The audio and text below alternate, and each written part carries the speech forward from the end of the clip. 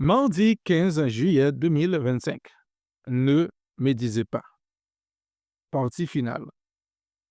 Jérémie Sourdril. La plupart des gens qui font de la médisance envers une personne sont des gens qui ont été blessés par cette personne. Si vous critiquez régulièrement quelqu'un, posez-vous réellement la question sans vous cacher. Ai-je été blessé par cette personne? Si vous avez été blessé et que vous êtes en mesure d'aller voir cette personne, demandez-lui pardon d'avoir agi ainsi et marchez dans l'amour ensemble. S'il ne veut pas marcher dans l'amour, choisissez pour vous-même de marcher dans l'amour. Vous aurez fait la bonne chose. Et lorsque vous devrez rendre des comptes au Seigneur, vous serez justifié pour cela. Tellement de gens médisent des autres car ils ont été blessés. Parfois, ils sont blessés de ce que les autres ont réussi et pas eux. Il y a des pasteurs qui médisent des autres pasteurs car ces autres pasteurs ont mieux réussi qu'eux. Alors, ils trouvent beaucoup de choses basées sur des oui-dire pour les dénigrer auprès de leurs fidèles, animés d'un esprit de jalousie. Oui, la médisance peut être un fruit de la jalousie. La jalousie amène souvent la médisance. Balayons la jalousie, balayons les blessures et la médisance. Jésus a porté nos blessures. Choisissez de pardonner, choisissez de faire grâce. Souvent, les gens ne veulent pas pardonner et continuent à médire car ils se sentent plus forts ainsi. Alors que Dieu nous demande de nous humilier en pardonnant, et alors il nous élèvera au-dessus de notre problème et nous serons libérés.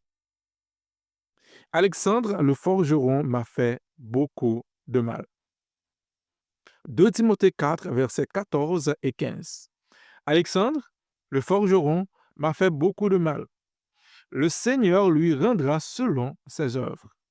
Garde-toi aussi de lui, car il s'est fortement opposé à nos paroles. L'apôtre Paul n'était ni une femmelette, ni une mauviette.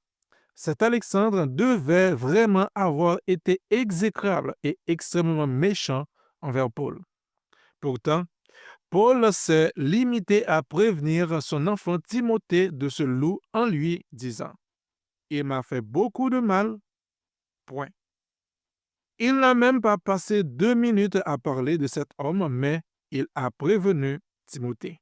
Paul avait un autre combat à livrer que d'écrire de longues pages sur ses ennemis. Il ne marchait pas dans la rancœur ni dans la jalousie. Il ne voulait pas non plus se faire justice lui-même en médisant. Mais il avait déjà remis cette affaire au Seigneur. Il ne parlait pas non plus sur une blessure non guérie. Et même s'il l'avait fait, cela n'aurait pas été la façon de faire de Dieu. D'ailleurs, je dois dire, contrairement à ce que pensent beaucoup de chrétiens, Paul n'était pas Dieu et il a fait des erreurs comme nous et des péchés. Mais ici, bien sûr, dans son rôle de père spirituel, il a voulu protéger Timothée, son fils, contre cet homme méchant, pour qu'il ne se fasse pas berner par Alexandre si jamais il essayait d'attaquer Timothée. Effectivement, lorsqu'un loup ne réussit pas dans un ministère ou une église, il ira ailleurs, allant d'église en église pour diviser le corps. Certains pensent avoir un ministère prophétique contre l'apostasie en critiquant des hommes de Dieu et en citant des noms de pasteurs, mais ils se méprennent complètement. Ce sont des jaloux, des gens blessés de ne pas réussir et poussés par le désir de s'élever au-dessus des autres derrière une fausse apparence d'humilité. Et cela se retournera contre eux.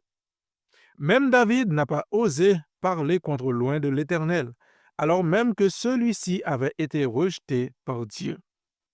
Laissez faire la justice de Dieu, et vous, pardonnez. Ne médisez pas, mais revêtez-vous de l'amour et d'un esprit de miséricorde et de compassion. Nous avons tous péché un jour. Nous ne sommes donc pas meilleurs que les autres. Nous sommes des rachetés de Dieu, rachetés par grâce.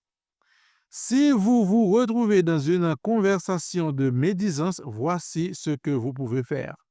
D'abord, vous vous taisez pour ne pas envenimer les choses. Vous pouvez proposer de prier pour cette personne et vous verrez alors la surprise de la personne qui médit et ainsi vous verrez que le but de cette médisance n'était pas d'aider, mais juste d'assouvir un esprit de critique. Un jour, un serviteur de Dieu parlait en mal d'un autre serviteur de Dieu. Son auditeur a pris le téléphone et a appelé le serviteur de Dieu en question, puis a dit, il y a devant moi telle personne qui a des choses à te dire. Je vous laisse maintenant régler ce problème ensemble. Si la personne dont vous médisez arrivait, ou si même Jésus arrivait alors que vous parlez contre cette personne, est-ce que vous vous sentiriez bien? Pourriez-vous dire en regardant dans les yeux de Jésus, qui a donné sa vie pour lui aussi, Seigneur, mes motivations en disant cela étaient parfaites. Je n'ai absolument rien à me reprocher. Prions. Seigneur, viens sonder nos motivations et viens nous aider à marcher dans l'amour. Je choisis de ne plus médire. Je pardonne à ceux qui m'ont blessé. Pardonne-moi pour tout ce que j'ai pu dire sur les autres, sur mon pasteur, sur ma famille, même sur toi, Seigneur.